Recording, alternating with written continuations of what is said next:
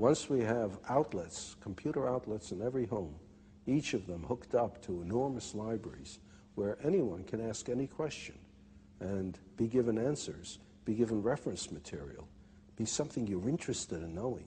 From an early age, however silly it might seem to someone else, that's what you're interested in. And you ask, and you can find out, and you can follow it up. And you can do it in your own home, at your own speed, in your own direction, in your own time.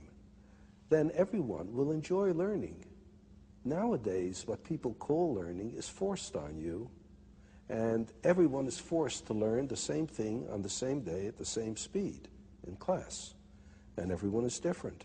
For some it goes too fast, for some too slow, for some in the wrong direction. But give them a chance, in addition to school, I don't say we abolish school, but in addition to school, to follow up their own bent from the start. Well, I love the vision, but what about the argument that machines, computers, dehumanize learning? Well, as a matter of fact, it's just the reverse. It seems to me that it's through this machine that for the first time we'll be able to have a one-to-one relationship between information source and information consumer, so to speak. Well, in the old days, you used to have tutors for children. A person who could afford it would hire a pedagogue, a tutor, and he would teach the children, and if he knew his job, he could adapt his teaching to the tastes and abilities of the students, you see. But how many people could afford to hire a pedagogue? Most children went uneducated. Then we reached the point where it's absolutely necessary to educate everybody. But the only way we could do it is to have one teacher for a great many of students, and in order to organize the situation properly, we gave them a curriculum to teach from. So how many teachers are good at this, too? Like in everything else, the number of teachers is far greater than the number of good teachers. So we either have a one-to-one relationship for the very few or a one-to-many relationship for the many. Now, there's a possibility of a one-to-one relationship for the many. Everyone can have a teacher in the form of access to the gathered knowledge of the human species. Through the libraries that are connected to the computer. That's right. On my desk in my home. Right. I can sit there and call up, well, what if I want to learn only about baseball? Well, that's all right. You learn all you want about baseball, because the more you learn about baseball, the more you might grow interested in mathematics to try to figure out what they mean by those earned run averages and the batting averages and so on. You might, in the end, become more interested in math than baseball if you follow your own bent and you're not told. On the other hand, someone who is interested in mathematics may suddenly find himself very enticed by the problem of how you throw a curved ball. And he may find himself engaged in sports physics, so to speak. Well, why not? Why not?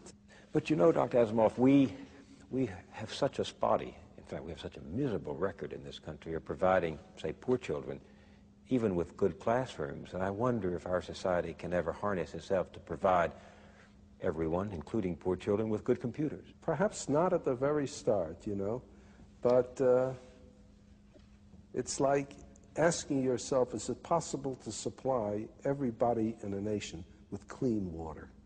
Now, there are many nations where it is impossible to get clean water except under very unusual circumstances. That was one reason why people started drinking beer and wine, because the alcohol killed the germs. If you didn't drink that, you died of cholera. But there are places where you can supply clean water for nearly everyone. Now, the United States probably supplies clean water for a larger percentage of its population than almost any other nation can. It's not that we would expect everybody to have a perfect computer right off, to have equal access to outlets, but you try for it.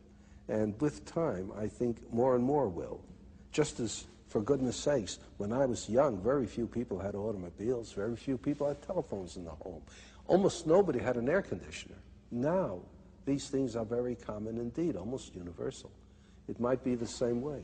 So you're, in a sense, every student has his or her own private school.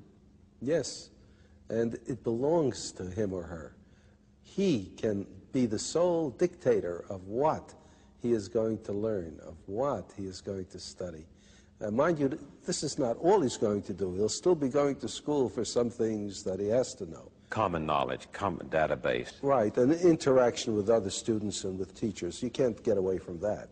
But he's got to look forward to the fun in life, which is following his own bent.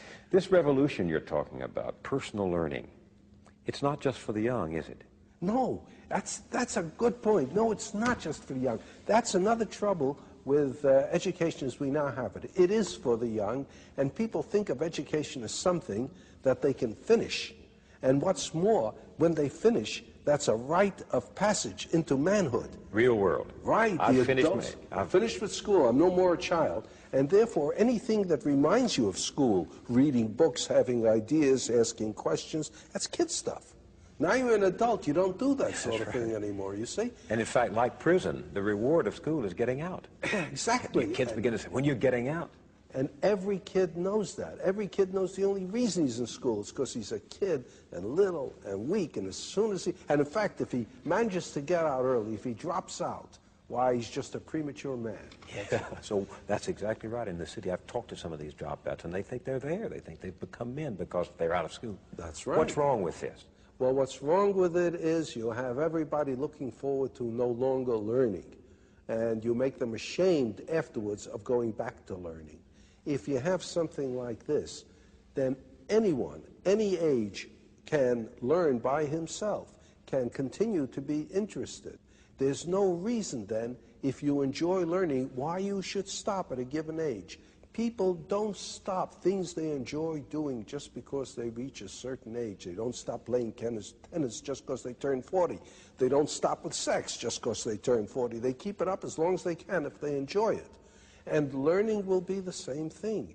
The trouble with learning is most people don't enjoy it because of the circumstances. Make it possible for them to enjoy learning, and they'll keep it up. There's the famous story about Oliver Wendell Holmes, who lived to be well into his 90s. He was in the hospital one time. He had not long to live. He was over 90 already. And President Roosevelt came to see him. And there was Oliver Wendell Holmes reading a Greek grammar.